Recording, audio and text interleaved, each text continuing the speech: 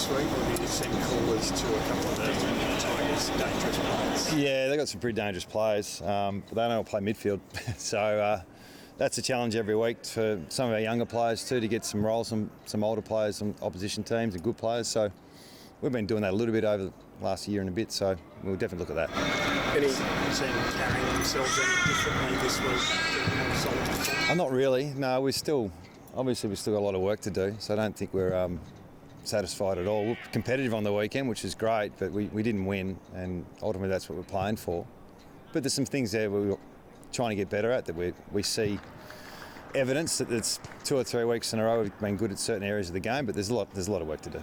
Any update on Edwards or Ryan Marck this week? Yeah, they'll both train today, so if they get through training, they should be in the mix. I thought Marck had a punctured lung and 3 broken ribs, but must have just got winded. So anyway. Any debutants at all? Not at this stage, no. Is this your most winnable game so far, Adam? I'm not sure. I mean, Richmond beat Sydney last week, so I wouldn't say it's funny. We go into every game thinking we can win, to be honest. So whilst we're chasing these smaller goals, we're going positive every week. Those smaller goals, Adam, how close do you feel like the team is to, I guess, hitting them all in one match? Oh yeah, we're ground balls in general. We're top 4 or 5 in the comp, which is a pretty big improvement from last year. And clearances were poor last week, but we've been okay at that. Inside 50s, we had 50 2 weeks in a row. So little things like that we're using as a real positive. But in terms of bringing it all together in a 4-quarter performance, we're not quite there yet. Anyway, we're up and about. Your pressure, particularly for the first 2.5 quarters against Sydney, was really up there, wasn't it? Yeah, pressure and intensity. Pressure, yeah. Well, we've been poor at that this year, so we want to be good at that. We were 18th for the first 3 rounds, so we put a big effort on trying to put more pressure on, and the best teams do that, so we're definitely after that this week. Richmond are a bit different. What's the key, do you think, to them? Well, they're new coach, but their DNA seems pretty familiar with how they go about it, and so that combined with Adam's new style, it's pretty dangerous. And they've been in every game they've played, and they've had a tough draw as well. So, we're definitely not taking anything lightly with Richmond. How many minutes do you expect Liam to play on Sunday from the Waffle? I'm not quite sure. I would have thought between 50 and 70 minutes. So. Yeah, he's now he's got to build his footy tank up a little bit, but he's doing 12k sessions the last 3 weeks, so at least a half. Can I ask, how do you, when you look at team structure and selecting a team, how do you sort of balance winning a game or putting a team out that can win a game, and also making sure you get enough youth through so they're getting enough games to continue this rebuild? Yeah, it's a reasonable question. I mean, where we're at the moment, the build we're on, we want to expose some of our younger players to the game where they're perhaps not quite ready, but also respect the integrity of match committee as well. So we'll still look at form as the main priority, but we've also got an eye on the future. So put it in context, if we've got a senior player struggling who's quite young, we'll back him in a bit more with where we're at. Sha Bolton, do you have to get that match up right more than any other? I suspect every team has a plan, and he seems to get around it every week. So he's done a lot of damage on us over the years, and yeah, we're going to put some work in him. Is that potentially another job for Brady Hoff? Maybe, yeah. He spends so much time up the ground as well. So, that's when they get you. You think you got him covered, and then they'll go on ball for a bit and do some damage there. So we'll work on that, do a bit today, and see how we go. How's Jack going? A lot of effort from him last week, created a couple of things for others, but his hands sort of... Yeah, Darling, I'm assuming, not Petruccelli or Williams, yeah.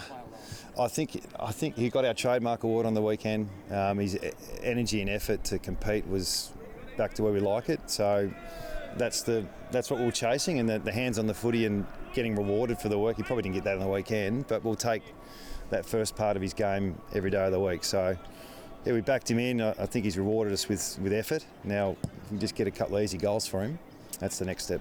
How are you viewing the performance of the Waffle team? 2 rounds in, 2 pretty heavy losses despite having more numbers back there. Yeah, it's a difficult one because it's a development side, really. We disappointed with the results. I think the first game we were pretty competitive. Halfway through the 3rd quarter, we were 8 or 9 points down and we blew out in the end. And I think we're poor last week, which it's going to happen with our younger side, but I would have thought we're better than that. Were you disappointed with Harry Edwards being reported 2 weeks in a row and then getting a week? A bit silly, wasn't it? Yeah. I mean, we like our players available. He's been reported 2 weeks in a row, so it's got to work on that frustration. Given you said it is a development side, are you confident they're getting a better result from a development perspective with more numbers there and perhaps being slightly more competitive? Yeah, well, you want to, it's hard to be a forward and play in a side that loses by 90 points every week for development. So, yeah, we want to be more competitive, but we've got a bit of patience with what we're working with down there. There's some really older veterans and some 18-year-olds as well, so trying to get that synergy with the top-up players, it always takes us a few weeks to get settled every year. Harley mentioned after the Western Bulldogs game the team sort of came together, no coaches, just the playing group, and he's noticed a switch since then. Have you noticed any switch in the team since then?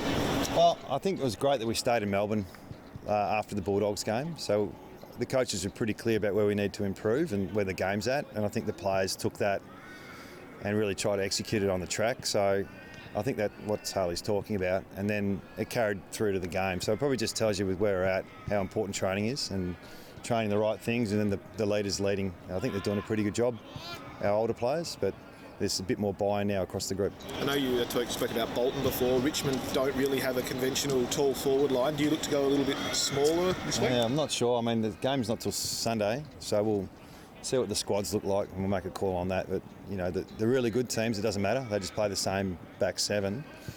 So we're still working through what that looks like for us. Celebration of the first game ever, 1987. Do you make anything of that, or is that just something that goes? Yeah, I think there's 30 odd come to training on Saturday and come to the game, pre-game. We'll get them in the rooms. Might connect our players with them. Danny Laidley's here today. She was part of that group as well. Ross Glendenning's at the club. So, yeah, we're going to really celebrate that one. Adam, where's Tyler Brockman at? Has he cleared all the concussion? He's cleared. He's out there now, so he needs to train well and he'll be in the mix.